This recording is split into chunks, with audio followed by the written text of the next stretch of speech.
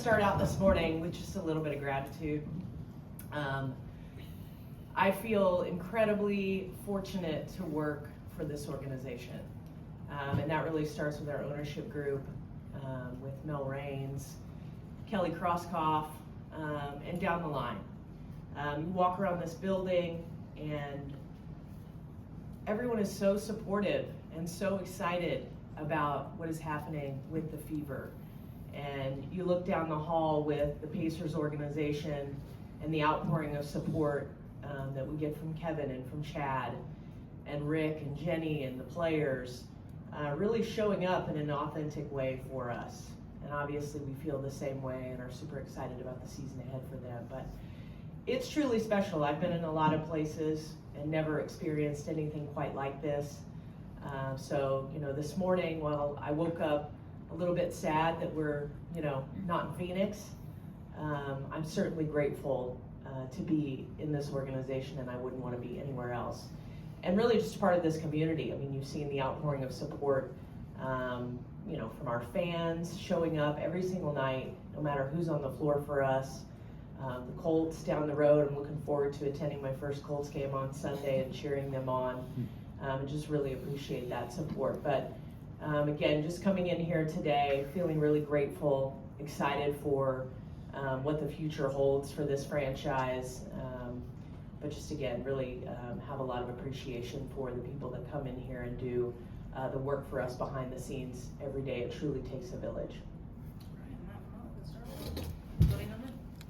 Amber, with the status of labor talks with so many free agents, with an expansion draft, do you have any idea what this offseason might even look like? And if you don't, how do you kind of go about so much unknown with the winter approaching? Well, I think we control the controllables. You start prepping for obviously the college season, for what's going on internationally, planning out our scouting, both domestically and internationally. We are talking to all the players today, obviously, focused on development plans for them, finding out what their needs are, how we can support them. So really just focus on what we can control, and as things roll out, we'll be ready to go. That's the biggest thing, plan as much as you can. Just the sheer volume of injuries you guys dealt with this season, how do you view that? As bad luck, as something you need to look into on structurally, like how did this happen? How do you view that as a leader in this franchise? Yeah, I think it's bad luck. Bad luck, which opened the door for a lot of opportunity. I think when you look at the people that we lost, and then the people who came in, I'm really grateful for every one of those players that we called mid-season at different points and picked up the phone and said yes.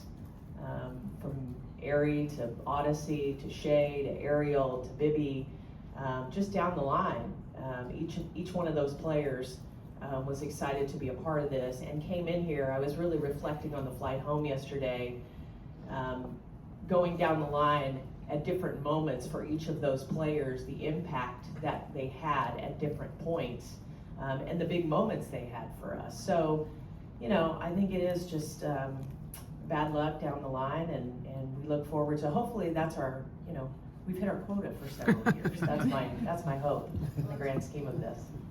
Hi, Amber. Because of the injuries, it felt like you guys couldn't fully see the vision that you really worked hard to put together last offseason.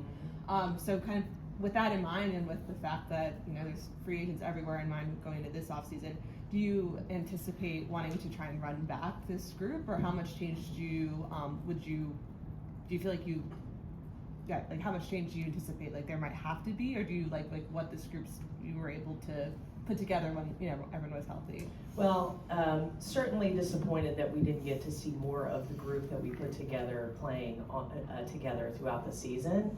But no doubt there's something really special about this group. In my 15 seasons in the league, I've never experienced anything like this in terms of their connection. And that certainly, was a big part of getting us to, where we ended the season. There's just a lot of unknowns. I mean, I think when you look at our big three, I'm going to sound like a broken record from last year. The priority will be Kelsey Mitchell, and making sure she remains in a fever jersey. Wow, I mean, what a season from her. She laid it out all on the line. I think I saw a stat yesterday, she's missed 5 games in 8 seasons. Obviously sad the way that, it ended for her in game 5, but just tremendous, and will continue to be a focal point as we head into free agency. But yeah, I mean, a lot of these players will be in our plans, but again, with so many unknowns, it's hard to really define that until we get some structure around what that's going to look like. This side. Yeah. Could you take us through the process a little bit of how you responded quickly when somebody got hurt? Like, what did you do? Did you have a master list of available people? Was it a phone thing, an email thing, constant? And you had to go through it, so you probably developed a system. Yeah. I think this is where the experience in the league pays off. Again, being around for 15 years, Kelly 20 years, Steph's been in and around the league for a long time. Just knowing players, knowing agents, and you go into a season. I mean, my job is to be prepared for something like this to happen. So, for example, when we picked up the phone to call Odyssey was in Dallas the last 2 years there, so I have a relationship with her. I know her agent. So it allows us to act quickly. And again, I think it's great communication between the coaching staff, between Kelly and I. As soon as something happens, you got to be ready to go. But yeah, we walk into the season with that list in terms of position, so we can be ready if something does happen. Chloe, then Jacob? Yeah, obviously you had to find a bunch of these hardship players, and Steph had to integrate them pretty quickly. Just overall, how would you assess Steph this season, especially with all of that change she had to go through? I cannot say enough good things about Stephanie White and her staff.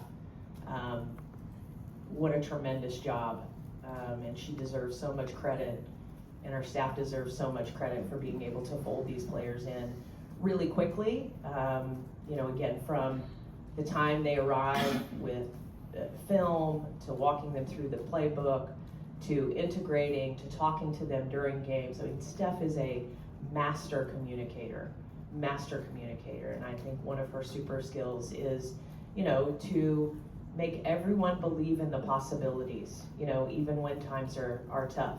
Every pre-game, post-game speech, I'm ready to run through a wall, and I have nothing to do with it. So I think she is just an incredible motivator of people. Incredible at X's and O's. Quite frankly, it is shocking to me that she did not end up on the Coach of the Year ballot with votes.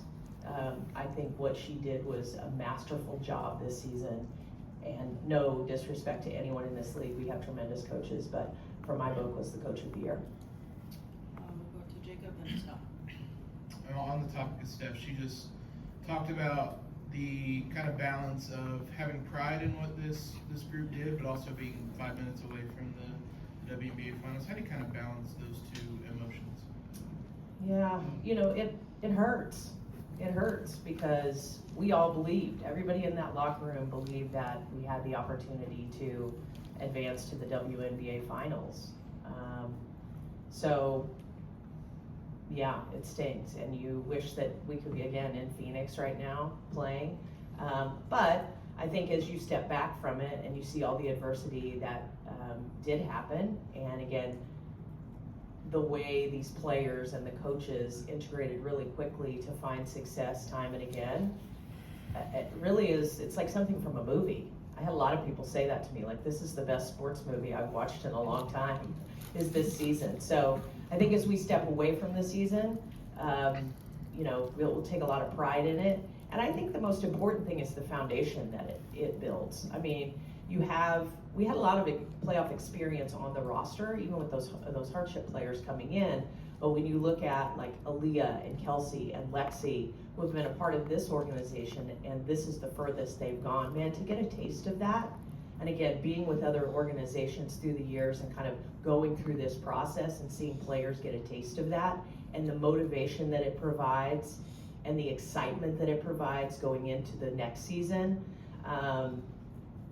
that's really where the juice is. So I think it will pay huge dividends for us as we move forward to set the tone for years to come. Right, these meeting windows are flying by, so we got time for 2 more. We'll go Scott then Pat. With Caitlyn specifically, what was it like just seeing her grind behind the scenes? She said, I mean, she probably worked more in the training room than she ever has on the court. What was that like, and the challenge of ultimately then having to rule her out and not see her back in uniform? Yeah, you know, none of us wanted to see Caitlyn on the sideline. She's such a dynamic player and just a joy to watch. So, you know, we hate that for her, but man, for all of you to understand how hard she worked day in and day out to get back on the court. And I know, you know, for a long time there was, is she back? Is she coming back? Is she not? That was an open question because she was really trying. She was really trying, and we got to that last West Coast road trip, and there just was not enough time for her to get back on the court. But nobody worked harder than Caitlyn. Nobody wanted to be back out on the court more than Caitlyn. And I think just the vantage point from sitting on the sideline next to Steph, learning, you know, I'm so looking forward to what next year is going to look like for her, because I think we're going to see just another level, which is unbelievable to even think about. So really, really proud of her. Great teammate, great in the locker room, showed up in the same way as a leader with her voice consistently, which is really hard to do when you're going through something like that. So just really proud of her, and again, just looking forward to having her back on the court. Amber, the adaptability from the front office to the coaching staff to the roster to pull off a season like this is evident, but another group that had to be adaptable was the fan base. I'm wondering from your perspective, as you watched kind of the Fever fans put their arms around any grouping of players that was out there, the playoff games, the environment there was evident too. From somebody in your perspective, what was that like? Incredible. It did not matter who was on the floor. To walk out into this building night in and night out and see the stands filled to the rafters is just a testament to this fan base and how bought in they are to, you know, this Fever organization. And, you know, for those of you that were on the road with us at different points or throughout the season, that's across the country. I mean, the fans just show up in droves for this team. And I think, again, just the adversity, I got so many messages over the last several days just talking about the inspiration of this group that it provides in everyday life. Just when you hit a valley, don't give up. Just keep coming back and persevering and working hard, and wrap your arms around the person next to you and do it together. I think is something that will live on for a long time, and you can feel it in the city. And I've had a lot of people say to me, this team made me feel like I've never felt before supporting a team. And, you know, that is just really, really special. And I think translated in them showing up and tuning in no matter who was on the court and wearing that Fever uniform.